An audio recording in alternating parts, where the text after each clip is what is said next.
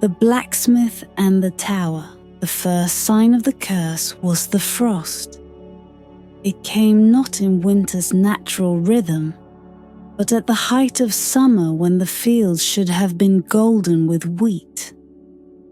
Instead, they turned brittle and grey under an unnatural chill. The villagers of Greystone, once a bustling community of craftsmen, farmers and tradesfolk, gathered in despair as their harvest crumbled to dust beneath their fingers. The elders, their faces as weathered as the stones that marked the village's borders, convened beneath the old oak in the square. Whispers passed among them, fragments of old tales of magic and betrayal. The villagers listened as Elder Miriam, her voice shaking but firm, told the story of their forgotten prince. Long ago, she said, Greystone had been under the protection of Aurelian, a prince of magic who had forged a bond with the village in its infancy. His power was a gift, binding the land to abundance and peace. But as time passed, the villagers grew prideful and self-reliant. They ceased their offerings of gratitude, believing the prince's magic an eternal birthright. Aurelian disappeared, Miriam said, her gnarled hands clasped tightly over her walking stick. Some say he abandoned us in our arrogance. Others claim he was taken by the forest. She paused, her voice dropping to a whisper. The truth lies in the Tower of Shadows, where his power is trapped, bound by a sorceress who fed on our ingratitude. Now the curse had come, a reckoning for their folly. The crops were the first to die, followed by the livestock. By the third month, the wells ran dry, and even the sky seemed to abandon them, turning a dull, lifeless grey. The nightmares came soon after, plaguing every soul in the village with visions of shadowed figures and whispering voices. In their despair, the villagers turned to Bastian, the blacksmith. Bastian was no stranger to hardship. His hands, calloused and strong, bore the marks of years at the forge. He had crafted tools and weapons for the village, his work praised far and wide. Yet now his hammer lay still, for there was no longer iron to shape or demand for his wares. One evening, as the dying light of the sun cast long shadows across the village, Bastian sat at the edge of the square, his gaze fixed on the horizon where the Enchanted Woods loomed. He had heard the stories as a boy, of travelers who entered those woods and never returned, of the tower hidden deep within its tangled heart. But he had also heard the elders speak of the prince and the hope his freedom could bring. When Elder Miriam approached him that night, her plea was simple but heavy with meaning. "You are the strongest among us, Bastian," she said, her eyes glistening with desperation. "If anyone can brave the woods and find the prince, it is you." Bastian felt the weight of the village on his shoulders.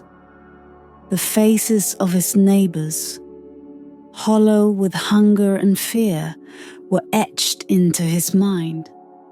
He thought of his wife, Anna, and their unborn child. He thought of the forge, silent and cold. "I will go," he said, his voice steady, despite the fear clawing at his heart. Preparations were made quickly. The village seer, an enigmatic woman named Lyra, presented him with a small amulet. Its surface shimmered with faint, shifting light. "This will guide you," Lyra said, her voice low and cryptic. "But only if your heart remains true." Anna gave him a leather-bound journal, its blank pages a quiet encouragement to return and share his story. She held his hands tightly, her words trembling with emotion. "Promise me you'll come back, Bastian. Promise me you won't leave us." "I promise," he said, though he knew the road ahead offered no guarantees. At dawn, as the first light broke through the grey clouds, Bastian stood at the edge of the forest. The trees seemed alive, their twisted branches reaching toward him as if in warning. The air was thick with an unnatural silence, broken only by the distant call of a raven. With a final glance back at the village, Bastian tightened his grip on the hilt of his sword, the weight of the amulet resting against his chest. He stepped into the Enchanted Woods, the shadows swallowing him whole. Thus began the journey of the Blacksmith, a venture into darkness and myth, where bravery would be tested, alliances forged, and truths revealed. But as Bastian ventured deeper, he could not yet know that his heart, more than his sword, would determine the fate of Greystone. The forest closed around Bastian like the jaws of a great beast, its darkness pressing in on all sides. Each step was heavy, the forest floor soft with moss and decay. The air was damp and cold, carrying the faint scent of earth and something metallic, like blood rusted into forgotten iron. Bastian's sword hung at his side, its polished edge gleaming faintly in the dim light that seeped through the canopy. The amulet around his neck glowed faintly, its shifting light casting eerie patterns on the ground. It pulsed in rhythm with his heartbeat, as though alive and aware of the journey ahead. He walked for hours, his every sense on edge. The forest was silent, unnaturally so. No birds sang, no leaves rustled in the wind. Only his boots crunching over twigs and dry leaves broke the oppressive stillness. It wasn't long before the whispers began. At first, they were faint, indistinct murmurs that seemed to rise and fall with the rhythm of his footsteps. But as he ventured deeper, they grew louder, more insistent. Words he couldn't understand swirled around him, carried on a breeze that didn't touch his skin. "Who walks the woods unbidden?" a voice hissed low and guttural, as if it came from the roots themselves. Bastian stopped, his hand moving instinctively to the hilt of his sword. "I am Bastian of Greystone," he said, his voice steady despite the fear prickling at his spine. "I come seeking the Tower of Shadows and the prince imprisoned within." The forest seemed to shudder at his words. The trees creaked, their twisted branches groaning as though alive. A hollow laughter echoed through the air, cold and mocking. "Many have come before you, Blacksmith," the voice said, its tone dripping with disdain. None have returned. Bastian gripped his sword tighter, his knuckles white.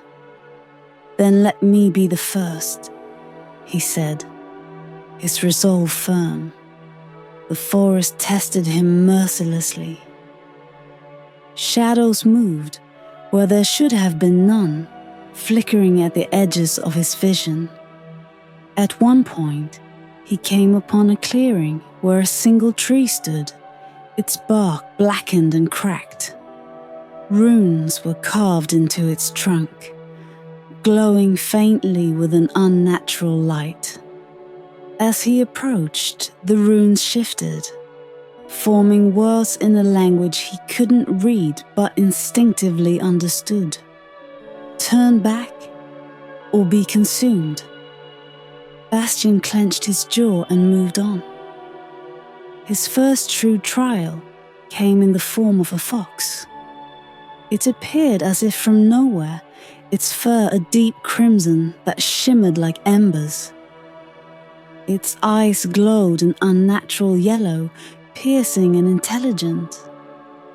It sat in the middle of his path, watching him with a predator's stillness. Brave to walk these woods, Blacksmith, the fox said, its voice smooth and lilting. Bastian blinked, startled. He had heard tales of talking animals in the Enchanted Woods, but facing one was a different matter entirely.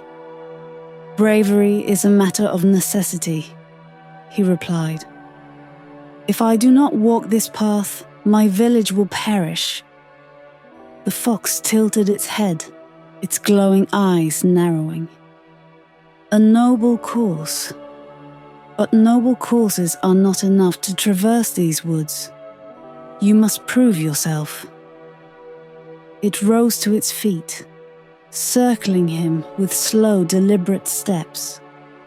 Answer my riddle, and I will guide you. Fail, and your path ends here. Bastian hesitated. He had no choice but to accept. Ask your riddle then, he said. The fox's grin widened, revealing sharp, glinting teeth. It spoke. I am always hungry. I must always be fed. The finger I touch will soon turn red. What am I? Bastian's brow furrowed. He repeated the riddle under his breath, the words turning over in his mind. The answer came to him like the strike of a hammer on steel. Fire, he said confidently. The fox's eyes widened slightly in surprise, but then it laughed, a sound like crackling flames. Well done, Blacksmith. Fire indeed. It stepped aside, its tail sweeping over the ground like a whisper. Follow the glow of your amulet, and it will lead you true. But beware, the forest does not forgive second chances. As Bastian continued, the forest grew darker, the air colder. He encountered other challenges. A spectral procession of ghostly figures, each one reaching out with hollow eyes, and a river of black water guarded by a weeping spirit. Each trial demanded more of his resolve and cunning, but with each victory the amulet's glow grew brighter.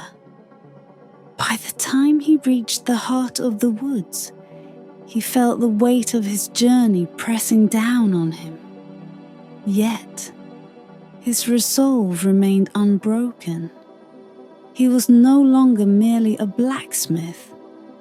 With every trial, he had become something more. A man forged in the fire of courage and sacrifice. Ahead, shrouded in mist and shadow, loomed the faint outline of the Tower of Shadows. The journey through the Enchanted Woods had tested his spirit. But the true challenge lay ahead. The tower awaited, its secrets and dangers cloaked in darkness. And within, the prince whose fate was tied to the blacksmith's own. The Tower of Shadows stood in the distance, barely visible through the thick veil of mist that clung to the trees. Bastian felt its pull, a dark, magnetic energy that gnawed at his resolve. Yet, the way forward was far from clear. The forest seemed to conspire against him, the very air growing heavier with every step. His amulet glimmered faintly, offering a fragile beacon of light. He followed its pulse like a heartbeat, one step at a time. Each footfall seemed to echo in the silence, as if the forest itself were listening. It wasn't long before Bastian reached the first of the forest's many traps. A clearing filled with brilliant flowers of every color. The petals glowed faintly in the dim light, their fragrance intoxicating. He approached cautiously, the amulet vibrating softly against his chest. Something about the scene felt wrong. As he stepped closer, a soft, melodic voice drifted through the air. "Stay a while, traveler," it cooed. "Rest your weary feet and bask in the beauty of the bloom." Bastian stopped in his tracks, his grip tightening on his sword. The flowers seemed to sway toward him, their stems unnaturally elongated. The voice was alluring, but there was an edge to it, like the hiss of a blade drawn from its sheath. "No," he said firmly. The voice turned sharp. "Why resist, Blacksmith? Do you not deserve rest after all you've endured?" The flowers began to writhe, their colors shifting unnaturally. Thorns sprouted from their stems, and the ground beneath them pulsed like a living thing. Bastian took a step back, raising his sword. "I've no time for tricks," he said, his voice steady. The flowers hissed, their petals curling inward like claws. The clearing trembled, but as Bastian held his ground, the amulet around his neck flared with light. The flowers recoiled, their vibrant hues fading to ashen grey. The voice screamed once, then dissolved into the wind. Bastian exhaled deeply, his pulse steadying. The clearing now lay still, its once lively blooms reduced to lifeless husks. Deeper into the forest, Bastian encountered another challenge. A stream of black water that bubbled like molten tar. A fragile wooden bridge spanned its width, its planks old and rotting. At the center of the bridge stood a figure cloaked in shadow, its face hidden beneath a hood. "You seek the tower," the figure rasped. Its voice was low and gravelly, like stones grinding together. "But to cross this stream, you must offer something of yourself." Bastian's grip on his sword tightened. "What do you mean?" The figure extended a skeletal hand. "A memory," it said. "One that you hold dear. Leave it here, or turn back." Bastian hesitated. Memories were precious, especially now, when the weight of his journey rested on the love and hope he carried for his village, his wife, and their unborn child. To lose even a fragment of that felt like a betrayal. But the tower loomed ever closer, and the stream was impassable without crossing. After a moment, Bastian reached into his mind, recalling the warmth of Anna's smile on the morning of their wedding. He held the memory close, feeling its texture, its weight. Then, with a deep breath, he released it. The figure bowed its head, and the memory vanished like smoke. The bridge creaked, but it held as Bastian crossed. Each step felt heavier than the last, his heart aching with the loss. Yet he pressed on, the amulet's glow guiding him. Night fell quickly, though the forest seemed unchanged. In the darkness, Bastian met Lise, the sprite who would become his reluctant guide. She emerged from a hollowed tree, her translucent wings shimmering faintly in the gloom. "You're either very brave or very foolish to have come this far," she said, her voice light and mischievous. "Maybe both," Bastian replied, weary but unshaken.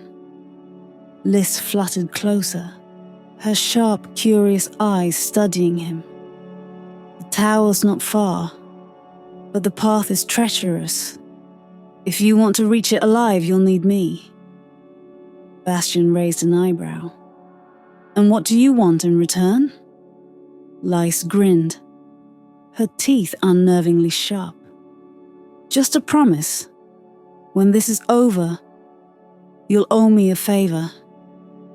Bastian hesitated. Trusting a sprite was risky. Stories of their trickery were as old as the forest itself, but he had little choice. "Fine," he said. "A favor, if you help me reach the tower." Lise clapped her hands, her wings buzzing with excitement. "Excellent!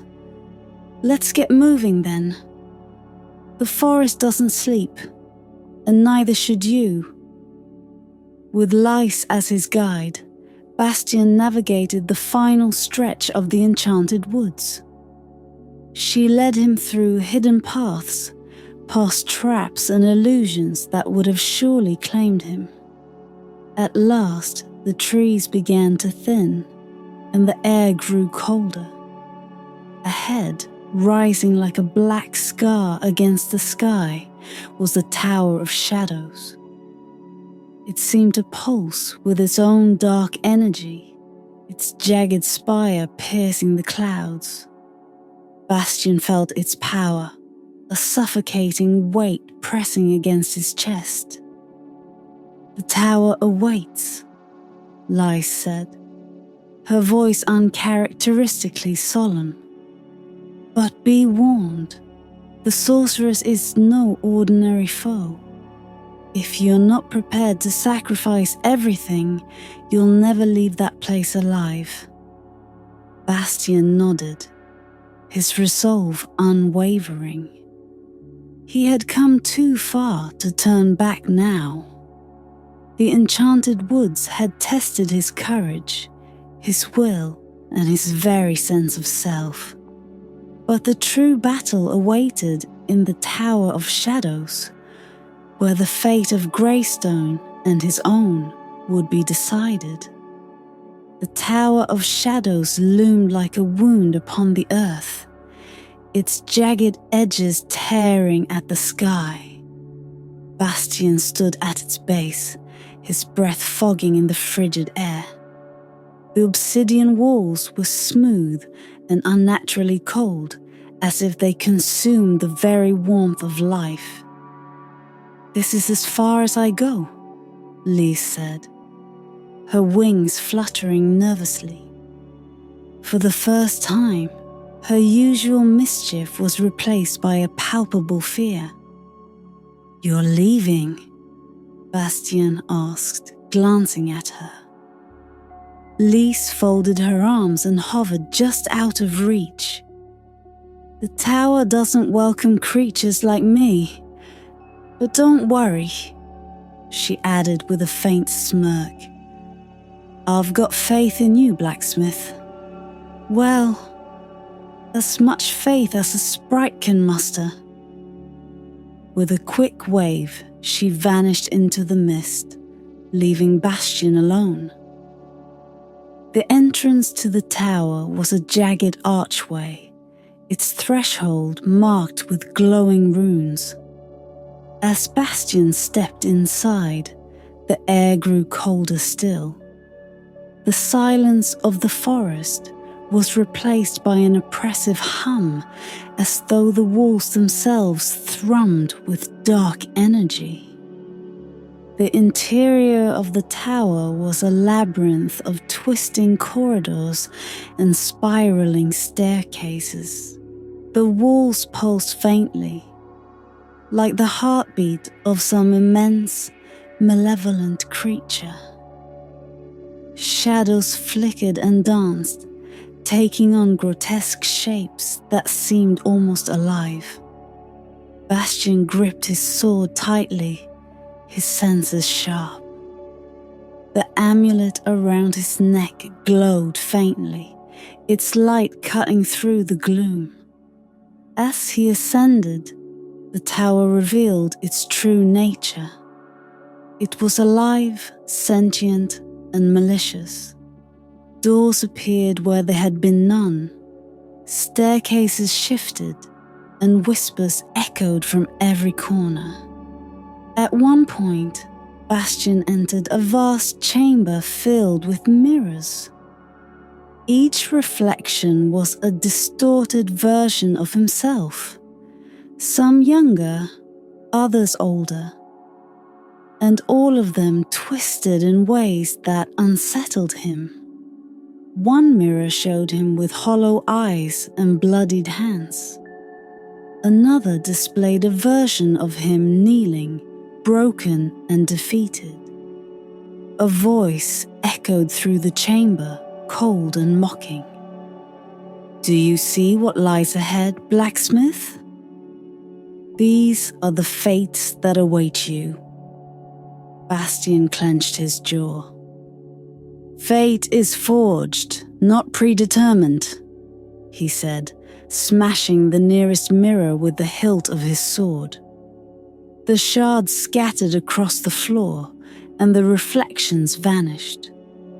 The higher he climbed, the heavier the air grew, as though the tower itself sought to crush him. At last, he reached the summit, a circular chamber shrouded in darkness. The only light came from a crystalline prison in the center, within which lay Prince Aurelian. The prince was pale, his golden hair dulled, and his once bright eyes closed. Magic pulsed around him, the crystal thrumming with a deep, otherworldly energy. Before Bastian could approach, a figure stepped out from the shadows. The sorceress. She was tall and cloaked in darkness, her face veiled except for piercing eyes that burned with malice. A crown of twisted thorns adorned her head, and her voice was as sharp as a blade. So, the village sends a blacksmith to do a hero's work, she sneered. How quaint. Bastian raised his sword. I've come to free the prince and end your curse. The sorceress laughed, a sound like breaking glass. You think yourself worthy of such a task? This curse was born from your people's arrogance, their ingratitude. Aurelian gave them his power, and they cast him aside. His imprisonment is their penance. Her words struck a nerve, but Bastian did not falter. The sins of the past aren't ours to carry forever. he said. "If there's a price to be paid, I'll pay it." The sorceress's eyes narrowed. "Very well," she said. "Let us see if you are as strong as you claim." With a wave of her hand, the chamber erupted into chaos. Shadows writhed and coalesced into monstrous forms, each one more terrifying than the last. Bastian fought valiantly, his sword flashing as he struck down one creature after another. But for every shadow he defeated, 2 more rose in its place. "You cannot win, Blacksmith," the sorceress taunted. "You fight darkness with steel, but only light can banish the shadows." Bastian's amulet flared suddenly, its light cutting through the dark. He remembered the runes in the forest, the incantations carved into the trees. They had been warnings, yes, but also guidance. He closed his eyes and focused, drawing on the strength of his heart, the love he bore for his wife, his unborn child, and the people of Greystone. Words came to him, ancient and powerful, and as he spoke them, the amulet blazed with light. The shadows recoiled, their screams echoing through the chamber. The sorceress staggered, her form flickering like a dying flame. "No!" she shrieked. "This cannot be!" Bastian pressed forward, the amulet's light guiding his steps. He struck the crystal with his reforged sword, its blade glowing with the power of his resolve. The crystal shattered, and Prince Aurelian collapsed into his arms. The sorceress let out one final scream before dissolving into the shadows, her curse broken at last. The tower began to tremble, its dark energy unraveling. Bastian carried Aurelian down the spiraling stairs, the amulet's glow lighting their way. As they emerged into the forest, the first rays of dawn broke through the mist. The Enchanted Woods, once oppressive and foreboding, seemed to breathe with new life. The blacksmith had faced the darkness and emerged victorious. But the journey was not yet over. Redemption awaited, not only for the prince, but for the village that had forgotten its debt to magic and the heart that bound them. Bastian emerged from the Enchanted Woods with Prince Aurelian in his arms. The dawn painted the skies in shades of gold and amber, its light chasing away the lingering shadows that had plagued the forest. The amulet around Bastian's neck no longer glowed, its purpose fulfilled, but its warmth remained. A quiet reminder of the journey he had endured. Aurelian stirred weakly, his golden eyes fluttering open. "Where am I?" he murmured, his voice faint but steady. "You're free," Bastian said, his tone gentle yet firm. "The tower is gone. The curse is broken." Aurelian's gaze shifted to the forest, a flicker of sorrow crossing his face. "I was bound for so long. I thought I would never see the sun again." "You'll see much more than the sun," Bastian replied, helping him to his feet. "There's a village that needs you, a people who must make amends." The prince nodded. his strength returning with each passing moment. Then let us go. My magic is tied to Greystone, and there is work to be done. When the two men reached the edge of the forest, the village of Greystone lay ahead, its rooftops silhouetted against the morning sky. The once dull landscape now seemed alive with potential. The fields shimmered with dew, and a soft breeze carried the scent of earth and renewal. The villagers gathered as they approached, their faces a mix of awe and disbelief. Elder Miriam stepped forward, her hands trembling as she gazed at Aurelian. "The prince has returned," she whispered, her voice choked with emotion. Aurelian stepped forward, his golden eyes surveying the crowd. Though his expression was regal, there was no malice in his tone. "Your suffering is over," he said, his voice carrying an almost otherworldly resonance. "But let this curse serve as a lesson. Magic is not a tool to be discarded or taken for granted. It is a bond, a partnership that must be honored." The villagers fell to their knees, tears streaming down their faces. "Forgive us," one man cried. "We forgot what you gave us. We forgot what it cost." Aurelian raised a hand, and a gentle wave of energy rippled through the crowd, easing their despair. "Forgiveness is not mine alone to give.